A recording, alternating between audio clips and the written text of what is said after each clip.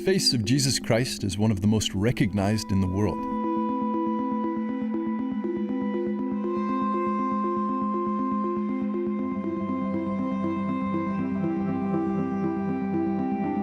We become familiar with it from childhood, and without any doubt, we know that this person with his intense eyes, straight nose, long hair and beard is Jesus.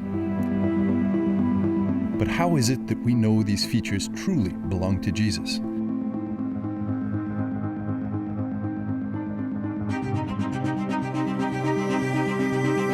Interestingly, the written sources, such as the Gospels, don't specifically describe the appearance of Christ.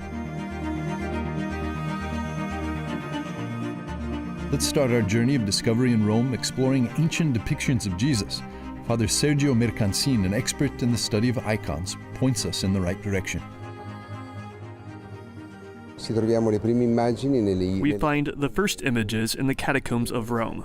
The interesting thing is that Rome, and on this theme we have done conferences with scholars, that Rome has this privilege to have the oldest icons in the world, both Marian and Christological.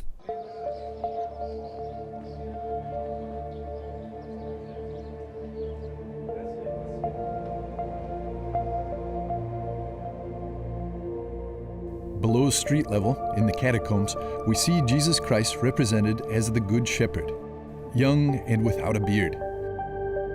Early Christian artists in Rome represented Jesus according to their imaginations and pagan background. Scholars say that Jesus in these images looks similar to the Roman gods Jupiter, Neptune, or Serapis. These depictions, though, do not look like what has become the standard image of Jesus that we now know. A few centuries later, representations of Christ would dramatically change. Starting in the 4th century in Rome, Jesus began to be shown in the way we know him today. There is an icon of Christ that was found in Ostia a few decades ago that dates back to the 4th or 5th century.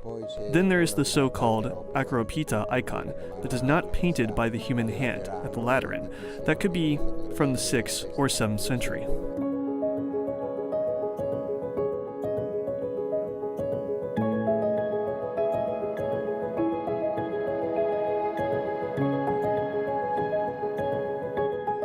To explain this evolution, we turn to Rome resident and art historian Elizabeth Lev.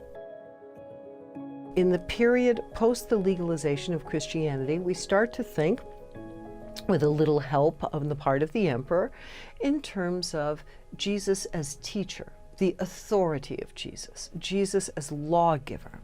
And that is when Jesus begins to mature a little bit more into the expression of the bearded figure, the image of the rabbi, the image of the teacher.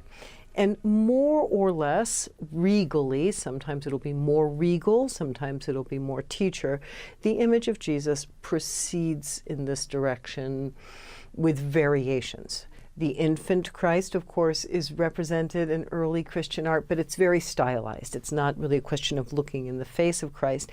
And obviously, the greatest moment when the Christians really concentrate on Jesus' face is when we start to create icons, objects that are made not only for prayer but also for theological understanding.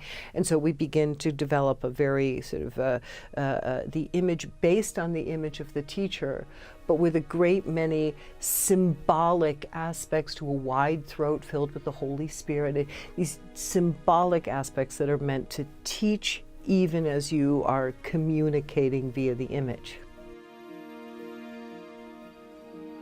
The Redemptoris Mater Chapel of the Apostolic Palace in the Vatican, where popes go to pray. Every mosaic is steeped in meaning. The works of art in the chapel were largely designed by Ivan Rupnik, who managed to reconcile the Eastern and Western church traditions in his art.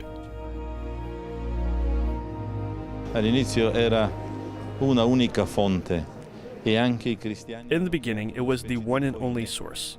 The Christians created a kind of koine, a language that could be understood among Christians. For example, I take a Romanesque church in Asturias in Spain, and I take the Russian Byzantine church. I understand the images, because language is still truly theological and dogmatic of the church and the liturgy. Teologico, dogmatico, della Chiesa, della liturgia. Rupnik says that ancient art of Christian West and East had one single source. The question then becomes, what was that first source, that first representation of Christ that inspired and brought uniformity to all depictions thereafter?